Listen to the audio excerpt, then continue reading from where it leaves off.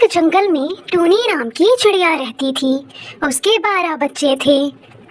जंगल में बहुत ही तेज आंधी और तूफान आता है, इसलिए टूनी चिड़िया का घर टूटकर गिर जाता है। मम्मा मम्मा, हमारा घर तो टूट गया, अब हम कहाँ जाएंगे? मेरे प्यारे बच्चों, तुम लोग बिल्कुल भी चिंता मत करो, मैं हूँ ना।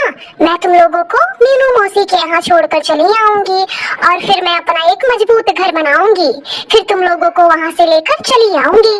नहीं मम्मा, हम कहीं नहीं जाएंगे, हम भी आपकी मदद करेंगे घर बनवाने में। मेरे प्यारे बच्चों, अभी तुम लोग बहुत छोटे हो, इसलिए तुम लोग मीनू मौसी के यहाँ पर रहना, ठीक है? वैसे भी बारिश का मौसम चल रहा है, अगर तुम लोग बारिश में भीग गए तो तुम लोगों की तबीयत खराब हो जाएगी। फिर टूनी चिड़िया अपने बच्चों को लेकर दूसरे जंगल आ जाती है और कुछ अनाज भी लिए रहती है। फिर टूनी चिड़िया मीनू मौसी को आवाज लगाती है। मीनू मौसी, अरे ओ मीनू मौसी, दरवाजा खोलो। टूनी चिड़िया बहुत देर तक आवाज लगाती है, पर कोई भी दरवाजा नहीं खोलता है।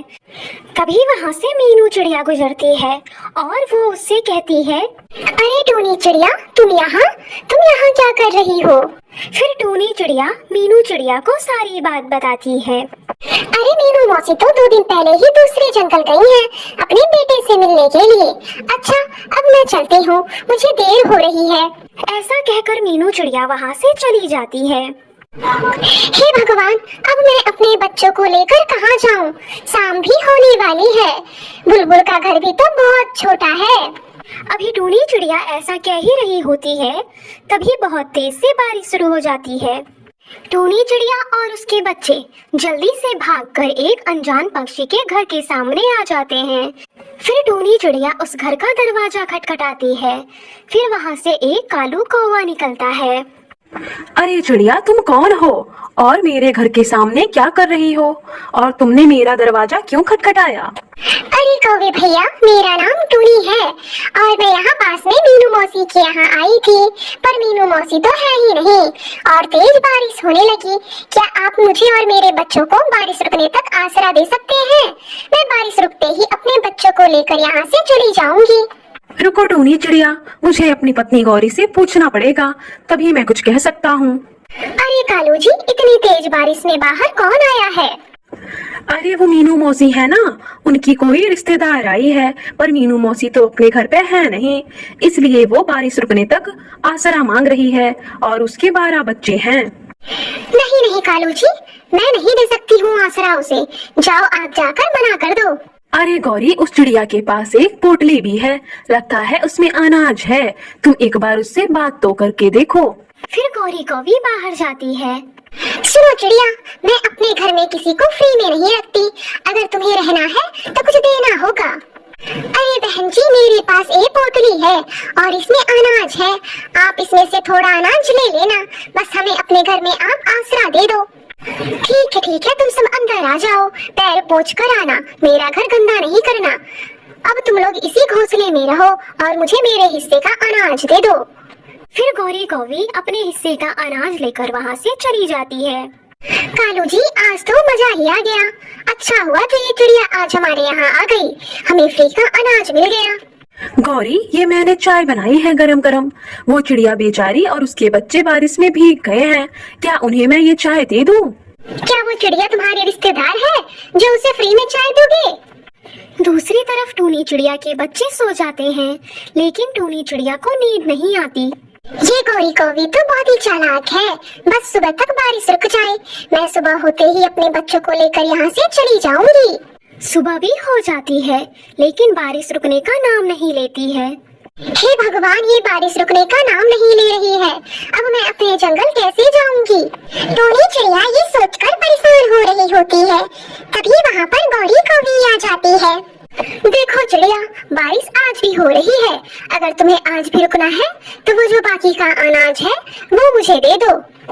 लेकिन गौरी बहन, मैं पहले ही आपको आधा अनाज दे चुकी हूँ, अगर मैं आपको ये अनाज भी दे दूंगी तो मैं अपने बच्चों को क्या खिलाऊंगी? वो सब मैं नहीं जानती, अगर तुम्हें मेरे घर में रहना है तो वो बाकी का अनाज दे दो, वरना निकल जाओ मेरे घर से अभी के अभी। अरे गौरी बहन, जरा हम पर दया करो, इतनी तेज बारिश में हम कहाँ जाएंगे?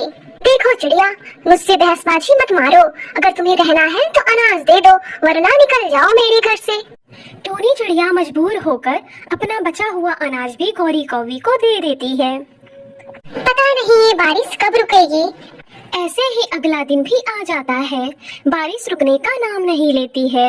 फिर गौरी कौवी टूनी चिड़िया के पास आती है और कहती है, सुनो चिड़िया, अब तुम्हारे पास हमें देने के लिए कुछ नहीं है, इसलिए तुम और अपने बच्चों को लेकर यहाँ से चली जाओ।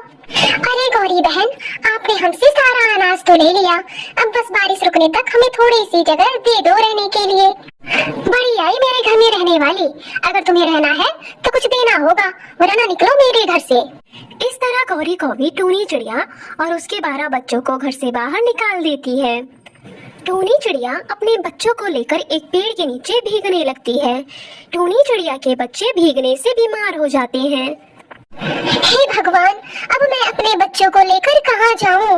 मैं तो यहाँ किसी को जानती भी नहीं हूँ।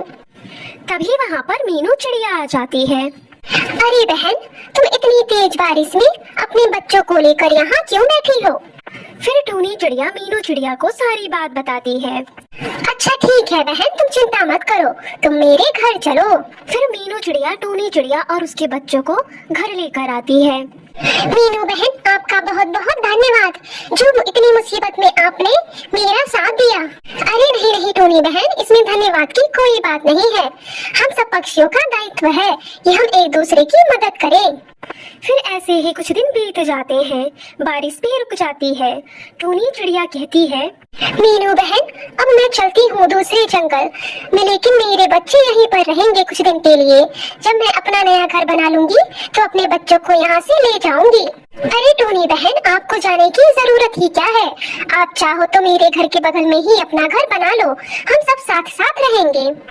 मम्मा मम्मा, मीनू आंटी सही कह रही है, मुझे अब यहाँ पर बहुत अच्छा लग रहा है, मुझे वहाँ नहीं जाना।